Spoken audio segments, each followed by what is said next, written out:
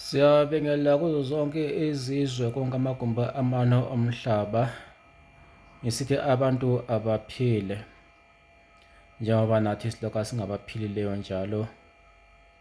Kungekho kubi esingakubika phambi kwabantu, kodwa-ke ngisitsho ukuthi silokhu siwuqhuba umsebenzi bantu bakithi. Okokuqala engizokubeka, angifuni ukwanda ngamashwi ngendlela engisebenza ngayo bantu bakithi. Ile nto yokuthi angeke likwazi ukuthi lithole efonini ngaso sonke isikhathi, ngoba angisebenzi kakhulu ngefoni. Kufanele umsebenzi ngiwenze on the ground, abantu bekwazi ukuthola ukuphila. Yingakho-ke ngingumuntu ongalaliyo ubusuku nemini, engumuntu ongatholakali kakhulu efonini ubusuku nemini, ingoba kufanele ngisebenze abantu babone ama-results ezinto zabo. Abasuka bebuya ukuzozibhadalela, abasuka bebuya kuzozikhanyisela, babone imisebenzi yalezo zinto.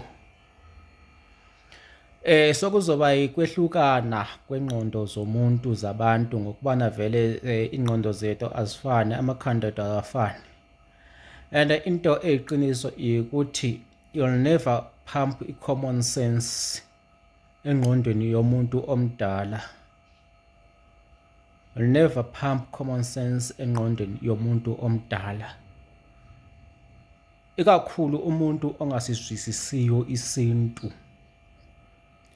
Angeke ethi uma sekhulile sengumuntu omdala ukuthi umeze asizwisise isintu, ngesizathu sokuthi ngoba sisiza abantu abehlukeneyo, abanye bakhulela emasontweni abazalwane.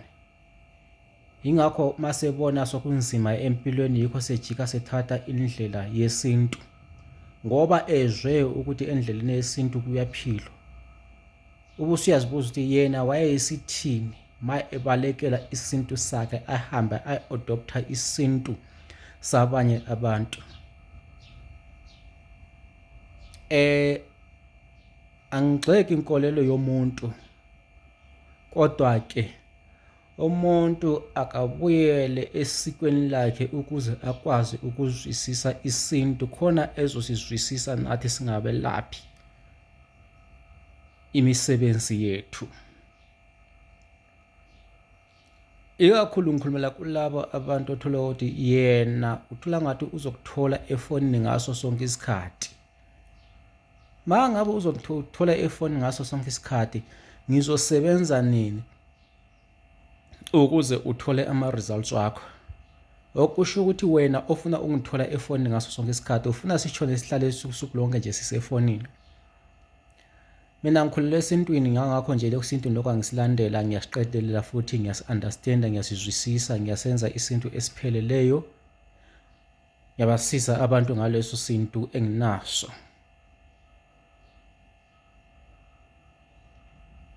Yingakho-ke nawe-ke ufanele ungi-understand ukubana angisebenzi ngaso sonke isikhathi efonini. Ngiyayibeka ifoni, ngiyayishiya, ngihambe ngiyehlathini ngiyokwenza konke engifanele ngikwenzele khona ukuze ukwazi ukuthola ukuphila. Okulandelayo, mina isintu ngasifundiswa, ngasiqeda, ngaqeqeshwa esintwini, ngakwazi ukunikezwa futhi imfundiso yokukhuluma nabantu. Noma ngabe umuntu engako-2000, mina angikhulumi naye ngendlela engithanda ngayo, ngikhuluma ngendlela yokumhlonipha. Futhi umuntu angikhulumi njalo angixhaphazi ngokuthi ngoba ngiyawazi umuthi ukuthi uma ngabe ezonyathela unyawo ngizomgadla. Ukugadla kwami ukuziphindisela. Angeke ngigadle umuntu ngokuthi ngoba ngiyamsukela.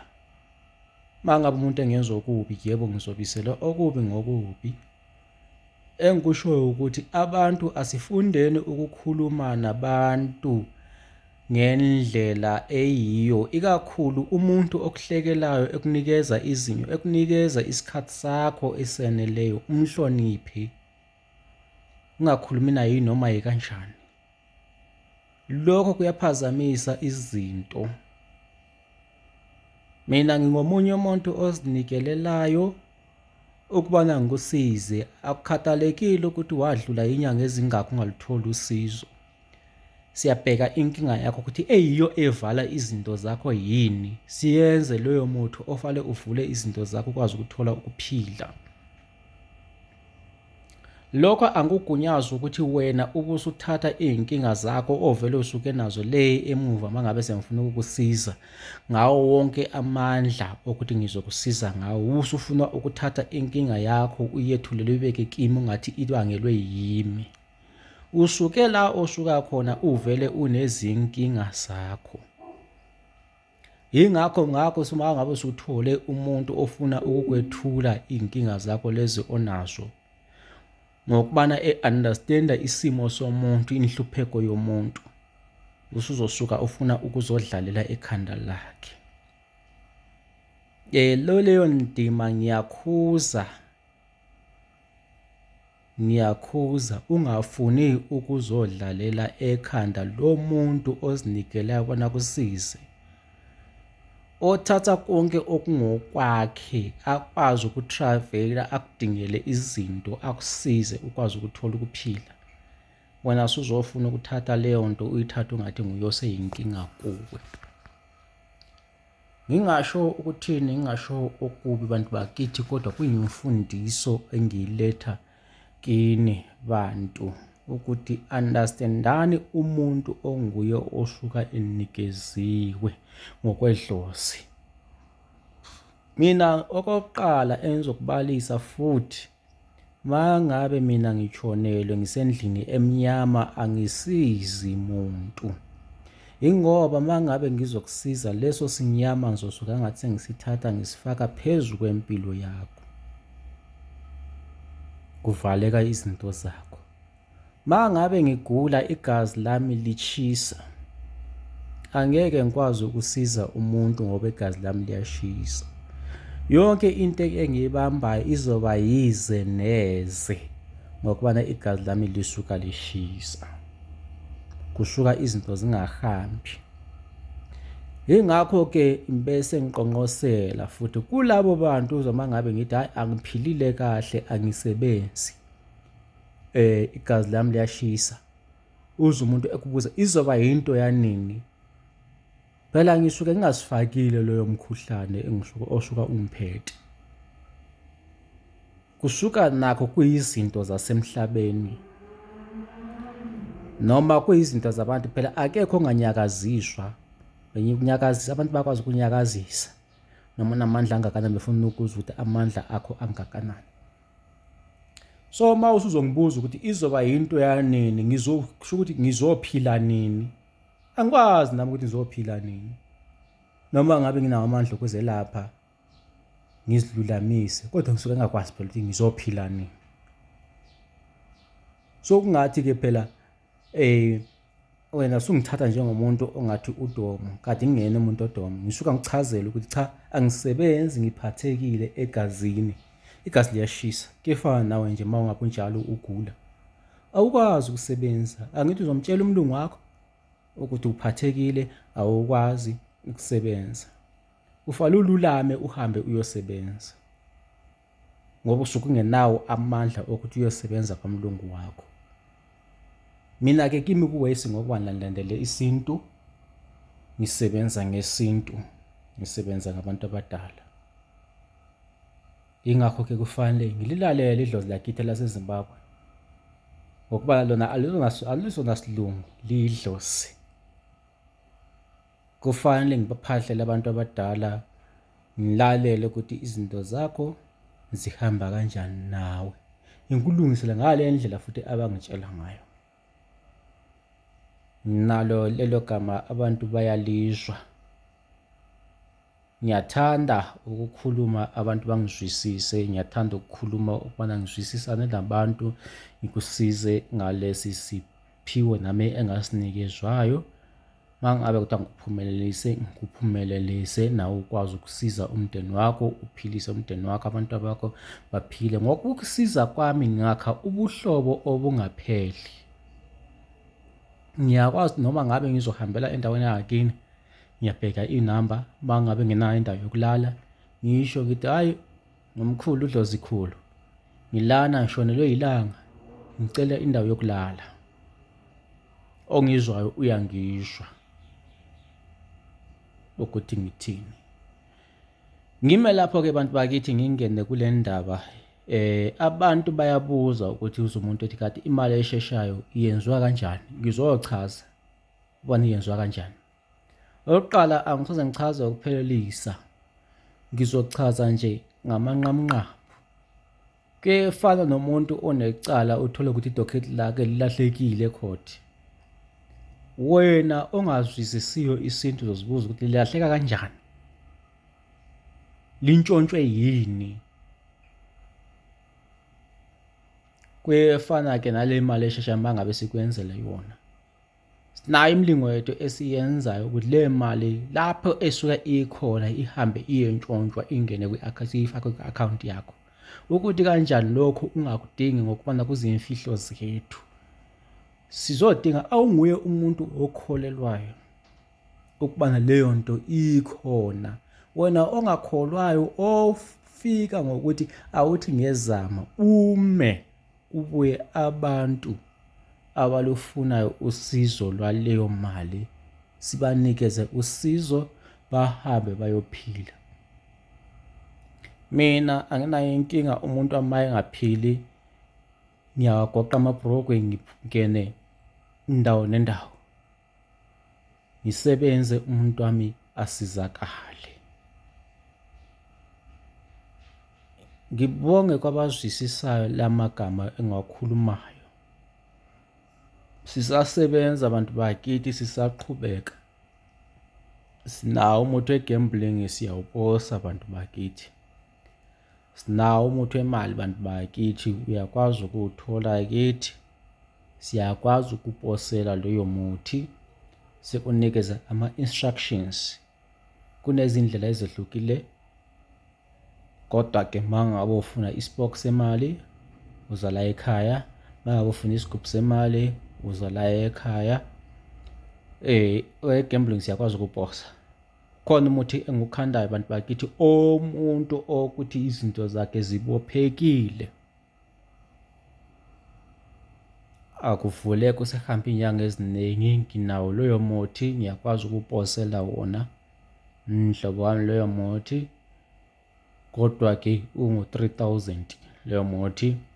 Hamba nomuthi wokugeza, uhamba nomuthi okugcobisa. Uma ngabe ufuna amafutha emali okugcobisa esikhwameni, emakhona esikhwama uthenge isikhwama esisha, sinawo lawo mafutha.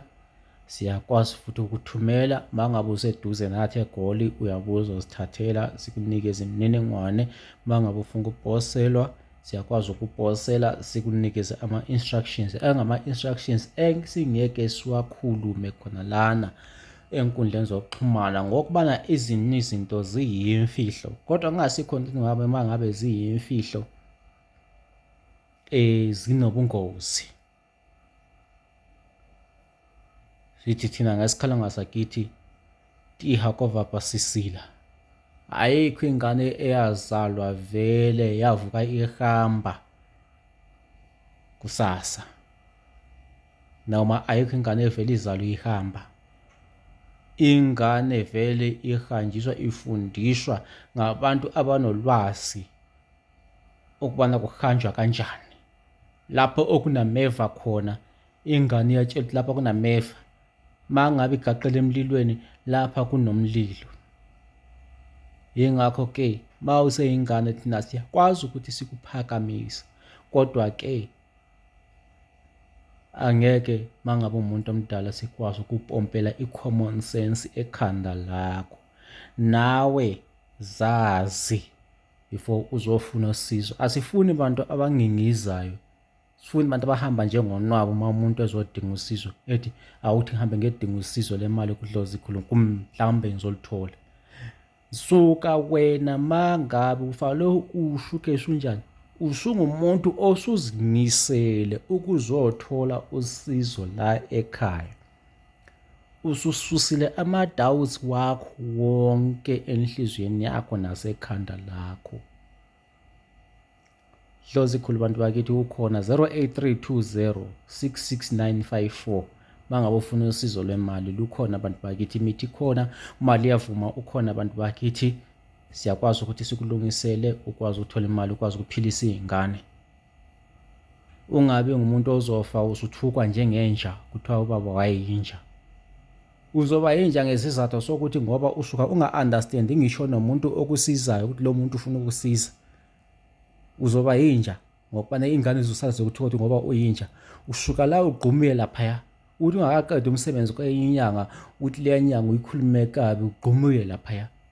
Cha, hlobo wami, muntu omdala, akube nengqondo ukwazi ukuhlala enyangeni eyodwa, ikakhulu umuntu okubonisayo ukuthi unosizo, okwazi ukumela noma ungabe usebunzimeni obungakanani, akwazi ukusukuma, aphume, ahambe engazange adinge i-extra money kuwe ukuthi manje ufanele ngiyokudingela ukuthi asukume ngeyakhe imali anayo, ahambe ayokudingela usizo, abuye nazo lezo zinto, ungakhathalekile ukuthi wena wakhipha malini kuye. Yimi loyo-ke mina angikhathali ukuthi noma ngabe wakhipha u-2.5 kodwa mangibona ukuthi isizo lakho ludlula i-2.5 unezinkinga, ngiyasukuma ngisebenzisa eyami imali, ngigijime ngingene indawo nezindawo, ngihambe ngithole usizo, ngibuye ngizokusiza. Mina okwami, my main concern ukuthi uphume kimi usizakele. Ngiyabonga abantu bakithi. 0832066954 uzongithola lapho. Akhona amafutha emali, ikhona imali esheshayo bantu bakithi. Eka 3 days is 2.5, overnight ingo 4.5 bantu bakithi. Njalo-ke uma ngabe ungangithola efonini ngisuka ngibhizi, ngifuna ukuthi mangiqede umsebenzi wakho ngikwenzele, ngokubana angihlali kuphela ngezibunu phansi uma ngabe kumele ngisize abantu. Ngiyaphuma ngisebenze, ngihlale phansi ngiyenze indlela engiyazi ngayo ukubana kumele ngikusize kanjani. Ngithuma amabutho ami ahambe asebenze umsebenzi wakho, imali yakho ingene ku-account. Ngiyabonga. 0832066954 uzongithola lapho uma ufuna imali esheshayo, overnight 4.5, 3 days 2.5. Ngiyabonga abantu bakithi, ngiyabonga sihlobo sami.